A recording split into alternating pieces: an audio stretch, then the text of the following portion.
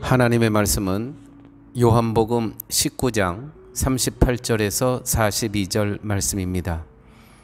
이 계시의 말씀을 봉독할 때에 살아계신 하나님의 음성을 듣는 시간 되시길 바랍니다. 아리마대 사람 요셉이 예수의 제자나 유대인을 두려워하여 의니하더니 2일 후에 빌라도더러 예수의 시체를 가져가기를 구하매 빌라도가 허락하는지라. 이에 가서 예수의 시체를 가져가니라. 일찍 예수께 밤에 나아왔던 니고데모도 몰약과 침향 섞은 것을 100근쯤 가지고 온지라. 이에 예수의 시체를 가져다가 유대인의 장례법대로 그 향품과 함께 세마포로 쌌더라. 예수의 십자가에 못 박히신 곳에 동산이 있고 동산 안에 아직 사람을 장사한 일이 없는 새 무덤이 있는지라. 이날은 유대인의 예비일이요 또 무덤이 가까운 거로 예수를 거기 두니라. 아멘. 인순이라는 가수를 아시죠? 원래 성이 김씨라 김인순이라고 합니다. 이분이 가수인 줄만 알았는데 해밀학교 이사장이더라고요. 해밀학교 이사장. 인순이라는 이 가수는 혼혈아였지 않습니까? 그래서 어렸을 때부터 나는 누구인가에 대한 정체성의 문제가 심각했다고 합니다. 아버지를 보면 미국 사람이고 또 어머니를 보면 한국 사람이고 또 한국에서 여러 가지 그 문화적인 문제 때문에 혼혈아가 겪는 그 아픔과 상처가 아주 컸다고 합니다. 그래서 이 인순이라는 가수는 다문화 학생들을 위한 대안학교를 설립하게 됩니다. 지금 한국은 10가정이 새로 이제 결혼하게 되는데 그 중에 한 가정이 다문화 가정이라고 합니다. 이제 그러한 환경 가운데 2013년 강원도 홍천에 중학교 교과 과정에 해밀학교를 세웁니다. 해밀이라는 뜻은 비온 뒤에 맑게 갠 하늘을 뜻한다고 합니다. 벌써 이제 2013년에 개교를 했으니까 벌써 9년이 지났죠. 1회 졸업생 5명 중 가운데 4명이 대학교에 입학을 했고요. 몇 년 전에는 중학생 60명을 교육할 수 있는 정규 학교로 인가를 받고 또 올해 중학교를 졸업한 모든 학생들이 또 인근 학교 고등학교로 이제 또 고등학교가 세워진답니다. 그래서 중고등학교를 갖춘 학교 이사장으로 이 정체성의 문제가 있었던 이 인순이라는 가수가 학교 이사장으로 거듭나게 된다는 것이죠. 나는 누구인가? 정체성의 문제에 갇혀 있으면요, 감옥과 같은 삶입니다. 이 감옥과 같은 삶을 살지 않으면 또 가면을 쓰고 살아가는 삶을 사게 됩니다. 가면을 벗고 생 얼굴로 살아가지 못합니다. 이 정체성의 문제 때문에 내 몸속에 다른 내가 사는 겁니다. 정체성이 해결되면 어떠한 결과가 나오냐면 자신을 표현하며 내 안에 있는 나를 표현하며 자유인으로 살아갈 수 있다는 것이죠. 진리가 너희를 자유케 하리라. 인순이라는 가수가 정말 정체성에 문제가 있었던 이 혼혈아 가수가 나는 누구인가라는 정체성에 답을 얻고 이제는 중고등학교의 이사장으로 거듭났다는 것입니다. 팝의 황제 아시죠? 마이클 잭슨. 마이클 잭슨은 51년이라는 짧은 생을 살았는데 기네스북에 오를 정도로 그는 이 현대의 이 문화에 아주 혁혁한 공을 세웠습니다. 그런데 이분이 어떤 수술을 계속 했습니까?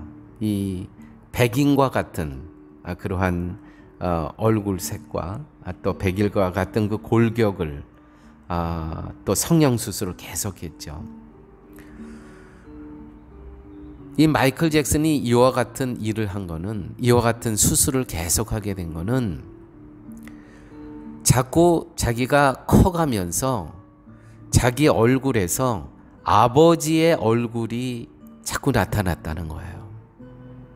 그래서 그 어렸을 때의 아버지로 받았던 그 상처들이 계속 그것이 트라우마가 돼 있었고, 그 아버지로부터 받은 상처와 겪었던 일들이 자꾸 자기가 커가면서 아버지의 얼굴이 드러나는 걸 보면서, 그래서 그 모습을 피하기 위해서, 숨기기 위해서 계속 수술을 했다는 겁니다. 이 정체성의 문제입니다. 결국 그는 이 마약, 중독 이와 같은 이유로 생을 51세로 마감을 하게 됩니다. 자, 교회 여러분, 오늘 본문에 아리마대의 사람 요셉과 니고데모라고 하는 사람이 등장합니다. 이 사람들은 영적인 정체성에 문제가 있었던 사람이었습니다. 영적인 정체성이라는 것은 세상에 속해 있으면서도 또 예수님에게 속해 있었고, 예수님에게 속해 있었으면서도 또 세상에 속해 있었고, 양다리를 걸쳐 있으면서 고민했던 사람들이라는 것이죠. 이들은 마태복음도 그렇고 또 요한복음에 예수님의 제자라고 표현합니다. 또한 마가복음과 누가복음에서는 하나님의 나라를 기다리고 있는 사람으로 표현이 됩니다. 그런데 오늘 본문을 보도록 하겠습니다. 지금 십자가에 예수님께서 달려 돌아가신 바로 그 다음에 예수님께서 십자가상에서 다 이루었다, 그 다음에 나타나는 오늘의 본문입니다. 아리마대 사람 요셉이 예수의 제자나 유대인을 두려워하여 은휘하더니, 은휘라는 것은 은밀히 따랐다는 것입니다. 사람들이 눈에 안 띄게 유대인을 두려워하여. 정체성의 문제는 두려움으로 나타납니다. 두려움. 그 자신이 속해 있는 그 공동체에서 벗어난다는 것을 너무 두려워하는 겁니다. 그 공동체에서, 그 사회에서, 그 세상에서 벗어나면 비참하고 초라할 것이라고 스스로 여깁니다. 거기서 벗어나는 순간 나는 죽음이다라고 생각한다는 것이죠. 그래서 예수님께 속해 있으면서도 정말 예수님을 사모하고 예수님을 따르고 영적으로 살고 싶었어요. 그런데 은휘하더라, 은밀히 따르더라, 은밀히 사람들에게 드러내지 못하고, 이 영적인 정체성의 문제입니다. 아리마대 사람 요셉이 예수의 제자나 예수의 제자인데 유대인을 두려워하여 은밀히 따르더라. 은밀히 따르더라. 예수의 제자라면서 왜 은밀히 따릅니까? 당당히 따라야지요. 많은 성도라고 하는 사람들이 말씀대로 살면 세상에서 실패하고 가난하게 살 것으로 여겨요. 그래서요, 당당히 말씀을 실천하고 말씀대로 살지 못하고요, 숨어서 은밀히, 그것도 자기가 원하는 부위만, 조각조각만, 말씀만 따로 실천하면서 자기의 맛대로입니다. 성경의 말씀 그대로 다 따르면, 너희는 먼저 그의 나라와 그의 의를 구하라. 그리하면, 이 예수님 말씀이 있죠. 너희가 무엇을 마실까, 무엇을 입을까, 무엇을 먹을까 염려하지 마라. 그 다음엔 말씀이 어떻게 됩니까?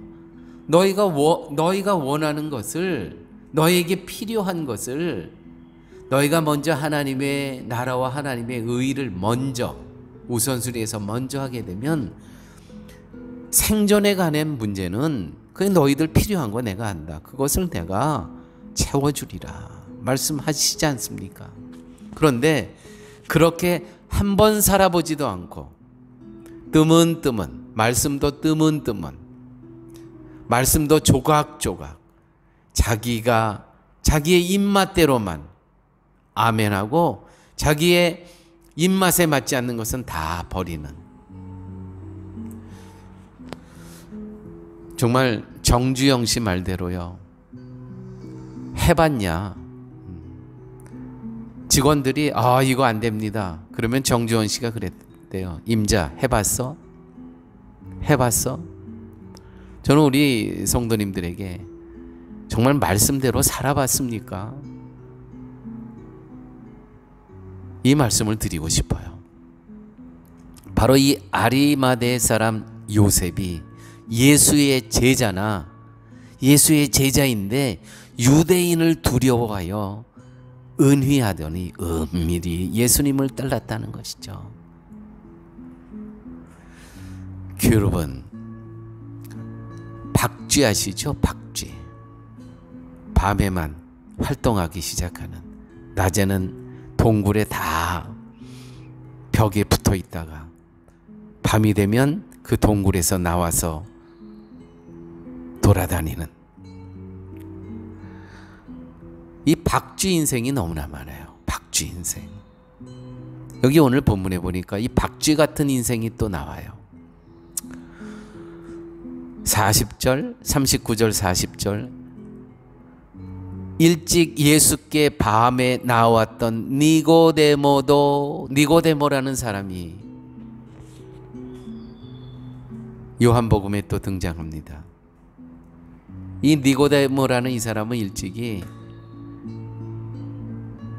관원이에요. 관원, 공회원, 산헤드린 공회원이라 그러죠. 그러니까 요즘식으로 하면 이스라엘의 영적인 지도자인데 거의 국회의원과 같은, 오늘 한국으로 치면은 그와 같은 권세와 영향력이 있었던 사람입니다. 바로 이 니고데모가 부자이면서도 이 관원이었어요.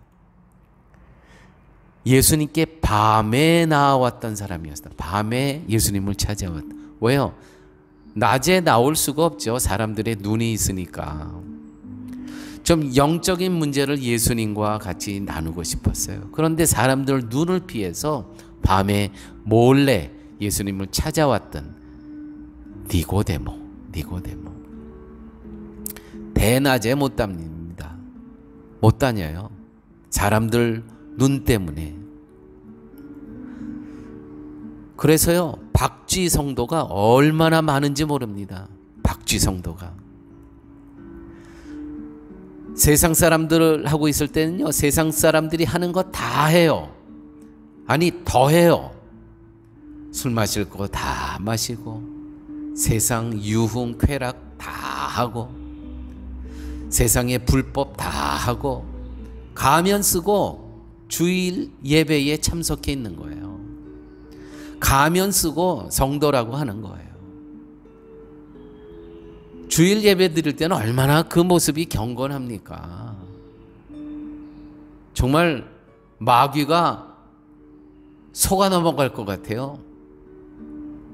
얼마나 경건합니까?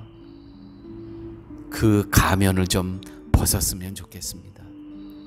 언제까지 이 박쥐 인생, 박쥐 성도의 삶을 사시겠습니까? 오늘 다시 본문을 돌아갑니다. 아리마대 사람 요셉이 예수의 제자인데 유대인을 두려워하여 은희하더라. 은밀히 따랐더라. 2일 후에, 2일이라는 건 예수님께서 십자가에 돌아가시면서 다 이루었다 말씀하시고 돌아가신 후에 어떤 일이 일어나냐면 빌라도더러 예수의 시체를 가져가기를 구하매 요구했다는 것이죠. 빌라도가 허락하는지라 이에 가서 예수의 시체를 가져가니라. 여러분, 이게 짧은 한 39절 말씀이지만 빌라도는 어디에 있으면 지금 공관에 있는 거예요. 공관에 이제는 숨어서 은밀히 빌라도를 찾아간 것이 아니고요. 당당히 나는 예수의 제자다. 그 시체를 나에게 주시오. 빌라도가 허락하는지라 이에 가서 예수의 시체를 가져가니라. 그동안 숨어서 은밀히 사람의 눈을 피해서 예수를 쫓고 만났던 이 사람이 십자가 사건 이후에 내가 다 이루었다. 십자가 사건 이후에 이제는 자기의 가면을 벗고 자기의 박쥐 인생을 벗어 던지고 당당히 빌라도에게 그 공관으로 찾아가서 나의 구세주, 나의 주님 예수 그리스도의 시체를 주시오. 당당히. 이 얼마나 놀라운 변화입니까? 양쪽에 한 발씩 담그고 살았던 그 인생이 얼마나 힘들었겠습니까? 이 아리마대 사람 요셉 역시 공회원이었습니다. 지도자였습니다. 근데 양쪽에 발을 담그고 있는 이 삶이 얼마나 힘들었겠냐고요. 박쥐처럼 살다간, 사랑하는 교회 여러분, 박쥐처럼 살다간 가랑이 찢어집니다. 세상 쪽으로 양쪽 발을 옮기든 아니면 그리스도 쪽으로 발을 옮기든 당당히 정체성을 드러내세요. 예수의 제자라고 드러내세요. 이 사건, 예수 그리스도의 십자가 사건을 보고 여기서 어떤 변화가 일어납니까? 2일 후에 빌라도더러 예수의 시체 가져가기를 구하매 빌라도가 허락하는지라 이에 가서 예수의 시체를 가져가니라. 그래, 나 예수님 살아계실 때는 내가 은밀히 정말 비겁하게 숨어서 예수를 쫓았지만 내가 십자가 사건 이후에 나는 그가 분명히 하나님의 아들 예수 그리스도임을 알게 되었노라. 선언하는 겁니다. 선언. 정체성이 드러나야 돼요. 오늘 본문에 보니까 40절 일찍 예수께 밤에 나왔던, 밤에 나오는 거예요. 사람들의 눈을 피해서 니고데모도 몰약과 침향 섞은 것을 100근쯤 가지고 온지라. 이것이 뭡니까? 이건 향료예요, 향료. 100근이라는 것은 33kg입니다. 요즘 식으로 하게 되면. 키로라면. 이 33kg 향료. 이건 어마어마한 재산입니다. 이 가치 있는 것을 그 당시에 33kg, 100근이라고 하면요, 이거는 억 단위입니다. 지금 가지고 온지라. 왜요? 부자였어요. 유대의 지도자였습니다. 그것을 가지고 온지라. 이에 예수의 시체를 가져다가, 지금 아리마대 요셉이 예수님의 시체를 갖고 와서 무덤으로 갔죠. 예수의 시체를 가져다가 유대인의 장례법대로 그 향품과 함께 세마포로 쌌더라. 여러분, 니고데모가 그 숨어서 밤에 예수를 찾아왔던 이 니고데모가 100근 33kg나 되는 이 향유를 가지고 지금 오는 거예요. 드러내놓고 하는 행동입니다. 유대인의 장례법은 24시간 안에 장례하는 겁니다. 24시간 안에. 이 파라과이도 마찬가지죠. 24시간 안에 장례를 합니다. 그런데 유대법에는 향료 바르는 그러한 법이 없었어요. 그 문화가 없었어요. 그러나 예외가 있었습니다. 왕에게는 향료를 썼습니다. 이게 다른 겁니다. 그 향품과 함께 세마포로 쌌더라. 유대인의 장례법대로. 보세요. 니고데모가 당당히 드러냅니다. 유대인의 장례법대로. 유대인의 장례법에 오직 왕에게만 향료를 사용할 수 있었어요. 요한복음 표현이, 오늘 본문의 표현이 바로 예수님을 왕으로 모셨다라는 말을 완곡하게 표현한 것입니다. 드러내놓고, 나는 드러내놓고 제자였다. 이제는 나는 드러내놓고 예수 그리스도는 나의 왕이시다. 그 향유를 부으며. 유대인의 일반법에는 없었어요. 그런데 왕에게 많은 향유를 부었거든요. 오늘 정확히 이 말씀을 기록하고 있습니다.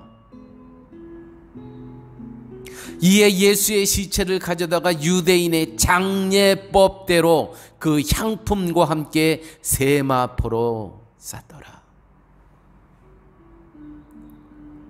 예수님을 왕으로 모셨다는 거예요.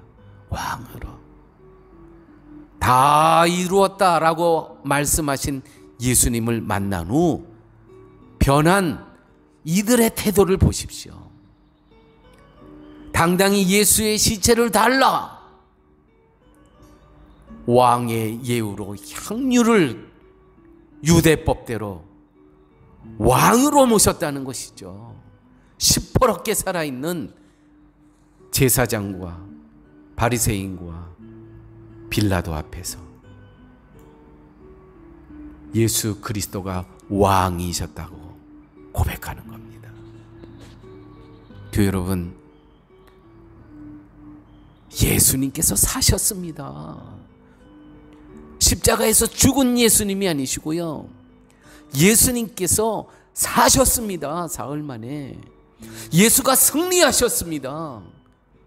이들의 변한 모습을 보면서 다시 사신 그리스도를 보시기 원합니다. 이들이 변한 모습을 보면서 무덤에 여전히 계신 예수 그리스도가 아니고 무덤을 이기신, 사망을 이기신, 죽음을 이기신 예수 그리스도를 보시기 바랍니다. 어떻게 알 수 있냐고요? 변한 이들이 있지 않습니까? 숨어서 몰래 예수를 따랐던 자들이 이제는 당당히 드러내놓고 빌라도 법정에 가서, 공관에 가서 예수를 달라, 나는 그의 제자이니라. 죽은 예수를, 왕에게만 했던 그 향유 부음을 이는 왕이시니라.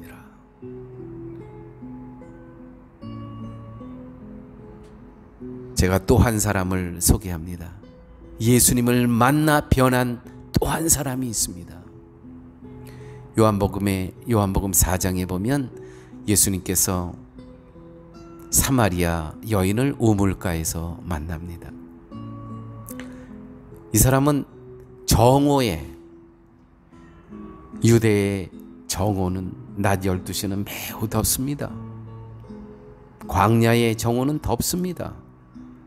파라과이 얼마나 덥습니까? 사람들의 눈을 피해서 그 시간은 다 더워서 이렇게 밖으로 다닐 수가 없죠. 집에서 쉬는 시간입니다. 그 남들이 쉴 때 눈을 피해서 물을 길러 나온 이 여인. 왜요?